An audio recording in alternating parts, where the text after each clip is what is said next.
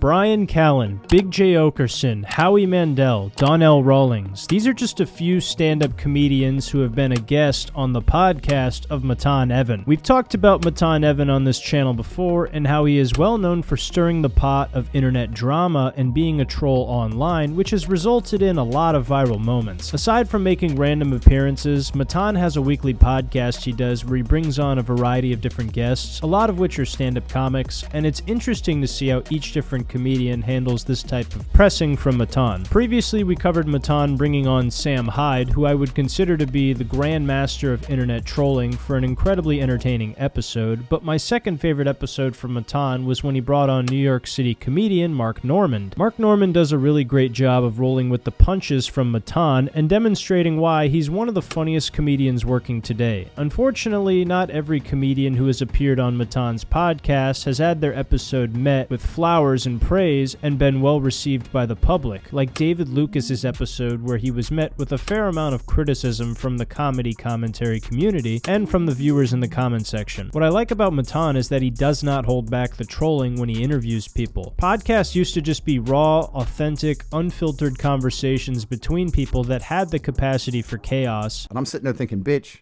I wish to God you were a robot.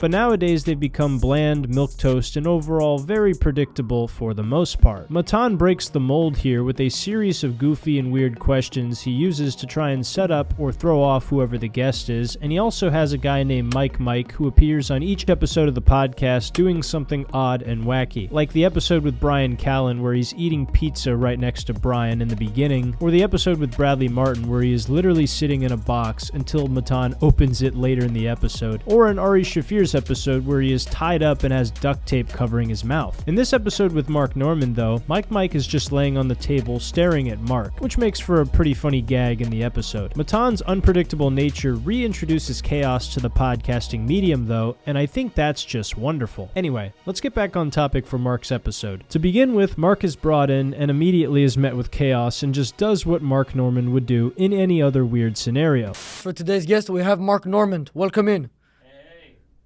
Yeah, now you can come sit in the middle. Hey, you never know. And as the co-host, we have Mike as usual. Welcome in, Mike. Good luck. Introduce yourself, tell them a little bit about. Hey, I'm Kevin Hart. No, Mark Normand here. What are you guys, foreign? He's Mike. Oh, I see. What about, That's Mike. That's Mike. Double Mike. Double Mike. What's shaking, fatty? Not much of a blinker. Not much. Okay. This looks like something at P. Diddy's house, huh?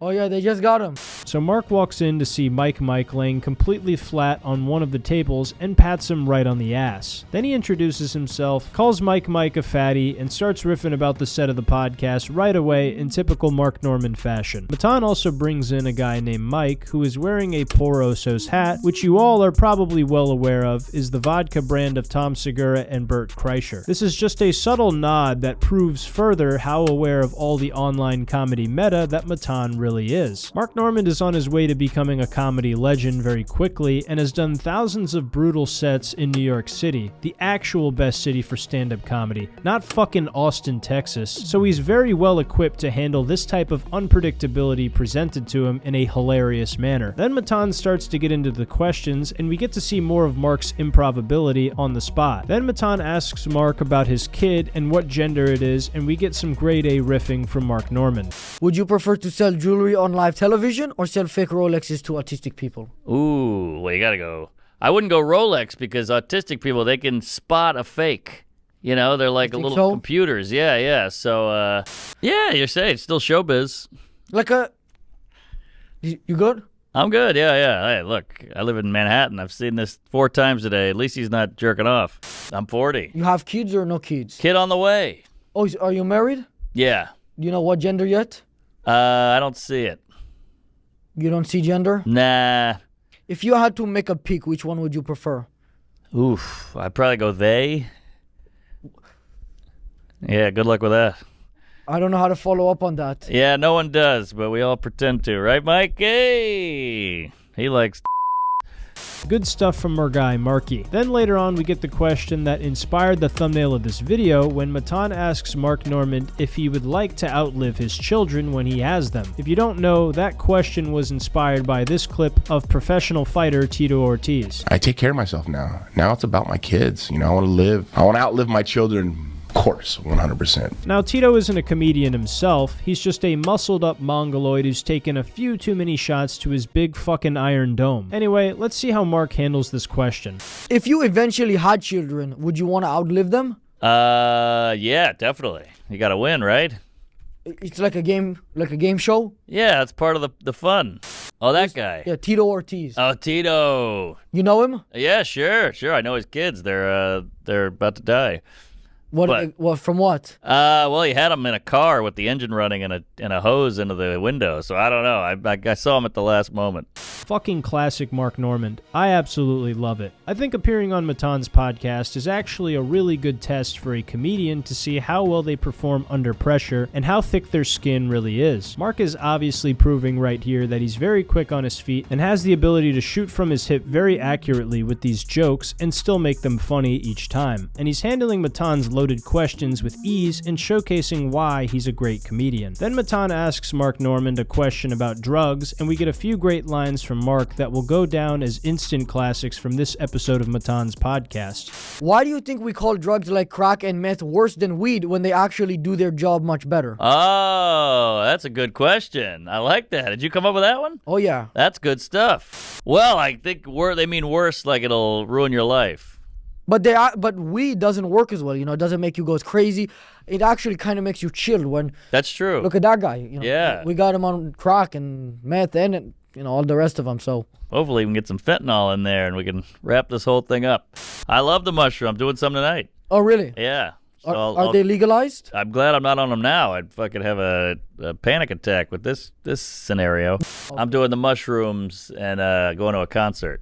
What concert? I'm going to go see P. Diddy's doing one last run. Is the last show? This is it. What's your favorite song from him? I like Put It In My Ass, Little We also get a unique moment where we see Matan be as close to sincere as he can possibly be while he's in character. Mark Normand quips about slavery, and he tries to include Mike, and Matan mentions how Mike and himself thinks that Mark's jokes are really snappy and good. Are you ashamed to be a white man knowing what you've done? I think the ancestors, they did slavery, pretty horrible. Hey, the Iraqis, you guys have slavery. No, we got fucked up. You got slavery now, so we'll see how that turns out. Only on women. All right, well, that's a little better. People. Couldn't you just wear the full hijab thing and hide? Yeah, but the women over there, they still speaking, you know what I mean? Oh, sorry. So they would be able to hear it. It'd be like, and they'd be like, what's up, homie? And they're just like... I see, so they could rat you out. Okay, well, yeah, I guess, we did slavery. We also stopped slavery. Am I right, Mike?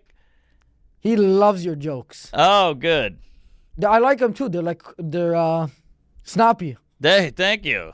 Did you come up with these by yourself, or how do you... This is right off the Iron Dome. Even though Matan is doing his podcast shtick as himself, I think he's being sincere and honest here when he says he really likes Mark's jokes. Obviously, he could just be being sarcastic while he's in character, but for once, I think we actually got to see a genuine compliment from Matan to Mark. Furthermore, another one of my favorite parts of this podcast that makes it extra goofy for me was the part where they both do impressions of RFK Jr.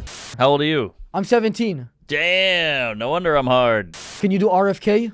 Yeah, the vaccine. Worm out of my brain. Oh, hey, that was pretty great. good. Yeah, that sounded like a CD skipping. That sounds like RFK. That was pretty good. That was way better than mine.